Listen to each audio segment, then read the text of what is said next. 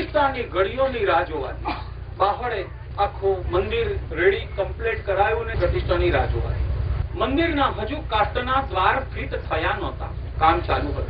એક મોટું, જેને સુનામી કહી શકો તમારી ભાષામાં, એવું વાવાઝોડું ઉઠ્યું ગઢપરમાં. ત્યાં તો હવા કેવી ફડાકા નાખે છે કે માણસ ઉડી જાય એક વખત, એવો પવન હોય છે. જોયો છે કે નથી જોયો?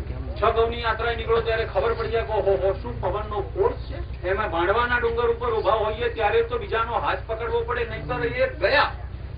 એક સુનામીનું સાયક્લોન ઉઠ્યું. ઉગાડા બારણા હતા, પવનનો ગોળો અંદર ઘૂસી ગયો અને એને બહાર નીકળવાની જગ્યા ન મળી. એ ભમસીમાં ઘૂસ્યો અને એટલું બધું એર પ્રેશર આવ્યું કે મંદિરની દિવાલોને એને તોડીને ભ્રષ્ટ કરી. અને જે પ્રતિષ્ઠાના મુહૂર્તની રાહ જોવાથી કામ 2 વર્ષ આગળ. શ્રેયાંશી બહુ વિજ્ઞાની, શ્રેય કાર્યોમાં વિઘ્નો ઘણા હોય છે. ઉદયન મંત્રી પાસે, પહાડ મંત્રી પાસે સવારે સમાચાર આપવા માટે એક માણસ આવેલો કે સાહેબ મંદિરનું કામ પૂરું થઈ ગયું છે, પ્રતિષ્ઠાની તૈયારી કરો. એને 32 સોનાની જીપ ભેટ આપવામાં આવી કે બહુ સારા સમાચાર.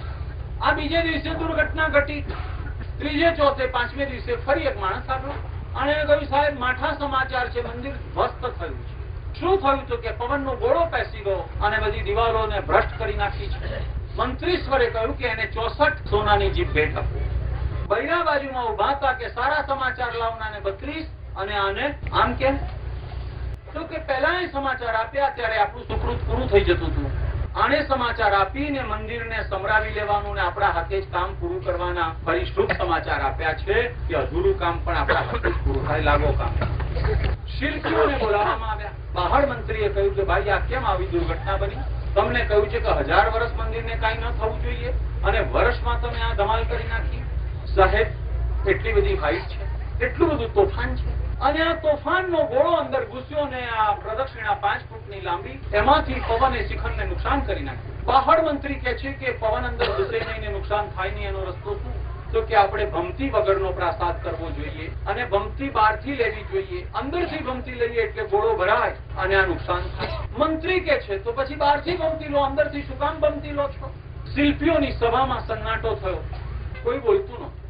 પહાડ મંત્રીએ મુખ્ય સોમપુરાને કહ્યું કે ભાઈ બોલતા કેમ નથી? કે સાહેબ અમારું શિલ્પ શાસ્ત્ર એમ કે છે કે પ્રાસાદની અંદરથી જો ભમતી ન લઈએ અને બહારથી ભમતી લઈએ, અંદરમાંથી જો ભમતી ન આપીએ તો કરાવનારનું નફો જ જાય. અમારા શિલ્પમાં આવો વેમ છે એટલે અમે અંદરથી જો ભમતી ન લઈએ તો આપના વંશને નુકસાન પહોંચે છે અને ભમતી લઈએ છે તો મંદિરને નુકસાન પહોંચે છે. અમારે વાઘ અને એક બાજુ નદી આવો ખેત. પહાડ મંત્રી કે છે વંશની ચિંતા ન કરો, કોઈના વંશ ક્યારેય ભલા ઉઠીને ચાલ્યા જો ને કે એક ચાલનતા, કોઈના વંશ રહ્યા રાખ્યા નથી. અંદરથી જ ભમતી કરો, ભમતી અંદરથી જ લેવાની, બહારથી નહીં લેવાની.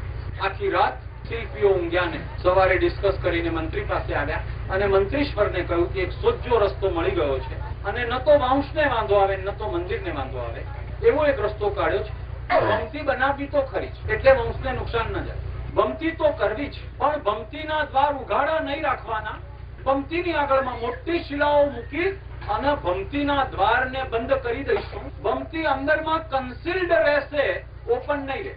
મંત્રીશ્વરે કબૂલ મંજૂર કર્યું અને મંદિરની અંદરમાં ભમતી યથાવત રાખવામાં આવી અને ભમતીમાં જવાના 2 બાજુના ઘૂસવાના અને નીકળવાના માર્ગ શિલાઓથી પેક કરી દેવામાં આવ્યા. ભમતીને બંધ કરી દેવામાં આવી. આજે ભમતી મોજૂદ છે. એના બારા બંધ કરી દીધા છે. બારા પણ દેખાય છે કંઈક આ સીલ્ડ કરવામાં આવ્યા છે, કન્સીલ્ડ કરવામાં આવ્યા છે. ગોત્યો તમે, શોધ્યો તમે. અંદર ભમતી છે પણ આપણે કોઈએ જિંદગીમાં જોઈ નથી. ભમતીને બંધ કરવામાં આવી. આખો પ્રાસાદ જબરજસ્ત કક્ષાનો તૈયાર થયો.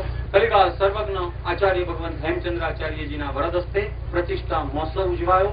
ઉદયનનો સંકલ્પ અને બાહડ શાહનો ઉદ્ધાર આ કહેવાયો.